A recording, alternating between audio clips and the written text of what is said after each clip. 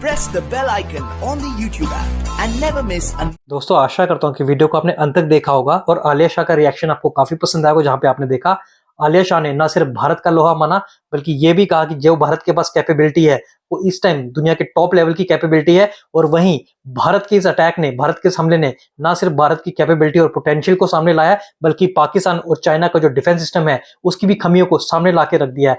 और जैसे कि इस टाइम पूरी दुनिया भारत के साथ है, सही वक्त है कि भारत को और जवाबी कार्रवाई करनी चाहिए। तो इसके बारे में आपके क्या विचार है? आप अपने विचार हमें कमेंट सेक्शन में लिखकर जरूर बताएं और एक बार फिर चैनल पे नए हैं तो चैनल को सब्सक्राइब कर दें। तो चलिए फिर मिलेंगे ऐसी किसी इंटरेस्टिंग और इंपॉर्टेंट वीडियो में। तब तक अपना ध्यान रखिए। जय हिंद, जय भारत। लाहौर की एयर स्पेस जो है वो क्लोजर हो चुका है। उसका लाहौर की एयर स्पेस क्लोज कर दी गई है एक बार फिर। पहले हुई थी, फिर दरमियान में खोली थी, फिर उसके बाद एयर स्पेस लाहौर की फिर क्लोज कर दी गई। अब ये क्यों क्लोज की गई है और ऐसा क्यों है? मुझे ऐसा लगता है कि हो सकता है कि अभी ये खतरा हो कि भारत की तरफ से लाहौर पर और हमले होने हो। क्या ऐसा है? मैं सिर्फ ये बात कर रही हूँ, सवाल उठा रही हूँ, क्योंकि एयर स्पेस का लाहौर की खोल के उसके बाद दोबारा से उसको ब्लॉक करना, क्लोजर करना, इससे ये लगता है कि अभी कोई खतरा है कि नहीं, कुछ इधर से जो है हो सकता है। तो हो सकता है कि पाकिस्तान में खतरा हो कि इंडिया की तरफ से लाहौर पर और हमला किया जाएगा, क्योंकि जो अब मुरीद के और लाहौर के पास वो हाफिज सईद का निशान है। तो मैं तो ये सोची थी कि 26 जो है ना कैजुअलिटीज की आ रही है तादाद। मैं आपको बता दूं, पाकिस्तान की तरफ से कहा जा रहा है 26 हलाकतें हुई हैं, कैजुअलिटीज हुई हैं। तो ये तो एग्जैक्टली जो है आपने उतनी ही इंडिया ने हलाकतें की हैं जितनी के पहलगाम में हुई हैं। भाई इतना ताक के निशाना लिया है, मैं तो इस चीज पर हैरान हूं। वहां पर 27 हुई थी पहलगाम में, कश्मीर में, और उन्होंने 26 हलाकतें हुई हैं इस उसके बाद जो कि फैक्ट्स एंड फिगर्स बताए जा रहे हैं उसके मुताबिक। फिर मैं एक और बात पे हैरान हूं कि 14 तो उसमें से मसूद अजहर के खानदान के बताए जा रहे हैं। तो बाकी जो हैं वो सिर्फ, बाकी कितने बचे जो हैं सिविलियंस जो भी हैं उसके अंदर, तो 14 तो मसूद अजहर के हैं। बाकियों का भी देखें कहीं दूर पार से कोई रिश्ता नाता निकल आना। मैं इस पे हैरान हूं, 14 बच्चे हैं उनके, यानी देखें कितनी बीवियां और कितने बच्चे हैं, 14। लेकिन नहीं, उसके अंदर ये है, हाँ उसके अंदर ये है कि उनकी बहन का भी खानदान है। यानी सिर्फ ये नहीं है कि उनकी बीवी बच्चे, उसके बीवी बच्चे नहीं है मसूद अजहर के, उनके मैं क्यों कह रही हूँ, हाय तौबा। मतलब कि उसके मसूद अजहर जो है दहशतगर्दी का सबसे बड़ा जो है ना, वो क्या कहते हैं, लीडर, जिसकी वजह से पाकिस्तान को ये दिन देखना पड़ रहा है, जिसकी वजह से ये सिविलियंस की जो हलाकतें हुई हैं, ये मसूद अजहर और हाफिज सईद के कंधों पर है। ये उनकी रिस्पॉन्सिबिलिटी है। इनको अभी हैंड ओवर कर दें, निकाल दें मुल्क से, आप देखें कैसा सुकून हो जाएगा। रावी चैन ही चैन लिखेगा। आप ऐसा क्यों नहीं करते? लेकिन क्या फायदा पूछने का, कोई फायदा नहीं इसका। वो कह रहे हैं जी 72 हूरों के पास भेजा है वो मसूद अजहर। अच्छा, तस्वीरें उसकी भी आ रही हैं कि वो भी बीच में लगा गया है। लेकिन ये भी कहा जा रहा है कि उसकी तरफ से ये स्टेटमेंट आई है कि उसके खानदान की जगह वो ही मर जाता। ये क्या हो गया, अब पता नहीं क्या सही है, पता चल जाएगा। एनीवे, मतलब ये कि कोई वो होगा ऐसा कोई काम तो वो भी सामने आ जाएगा। भाई मेरा सवाल जो है ना वो तो ये है आपसे, और वो ये है कि ये जो मुस्लिम उम्मा के कंट्रीज हैं, सऊदी अरेबिया और यूएई, इन्होंने आपको बिल्कुल नहीं बताया कि इंडिया ये करने लगा। ये तो मतलब देखें, वैसे तो हमने ये बता दिया कि वो खलील खां फाख्ता उड़ाया करते थे, वो कभी की चीजें हवा हो गई। अब ये मुस्लिम उम्मा जो है ना, ये इकोनॉमी पे चलती है। आपने देखा मोहम्मद बिन सलमान ने कैसे रिफॉर्म्स किए हैं, क्या क्या कुछ वहां पे हो रहा है, और यूएई ने भी। वो तो इजराइल को उन्होंने रिकग्नाइज किया हुआ है। कोई ऐसा थोड़ी कि वो एक अलग 1.5 ईंट की मस्जिद बनाकर बैठे हुए हों और मुल्क अपने तबाह हाल करके अपने मुल्क में जो है वो हाथ पे हाथ धर के बैठे हुए, ऐसा नहीं है।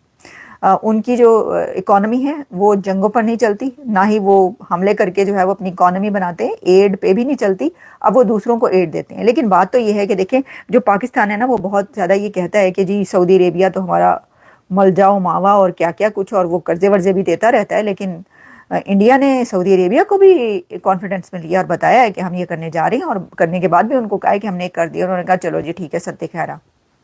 ये तो है सिचुएशन। तो टर्की जो है उसने साथ दिया। कहा गया है कि उसके कोई लड़ाका तैयारे जो हैं वो भी भर भर के पहुंचे हैं पाकिस्तान। कुछ ऐसी सिचुएशन, मुझे कोई ऐसी खबर मिली थी। तो टर्की बस वो देख ले फिर क्या होने लगा है। लेकिन इसके अंदर जो है वो, और एक चाइना, बल्कि ये मैं आपसे सवाल करना चाहती हूँ कि चाइना का जो एयर डिफेंस सिस्टम है उसका ये टेस्ट था, लिटमस टेस्ट में वो फेल हो गया। चाइना का ही तो एयर डिफेंस सिस्टम, क्या चाइना ने मदद नहीं की पाकिस्तान की?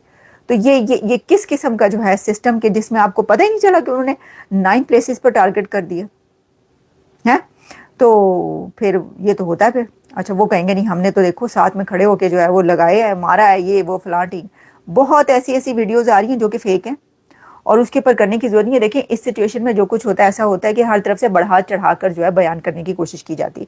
इसीलिए मैं बड़ा प्रिसाइजली देख रही हूँ सारा खबरें जब मैं आपको दे रही हूँ इस वक्त, तो मैंने बड़ा ही देखा इसके ऊपर कि कहाँ पर क्या हो रहा है और कौन सी जो है वो बात कही जा रही है।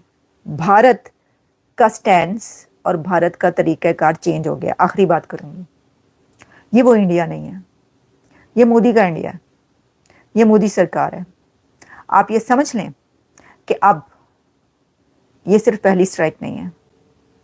जहां पर कुछ भी होगा वो उसके बाद 9 क्या 18 जगहों को करेंगे टारगेट, और कोई उनको रोक नहीं सकेगा।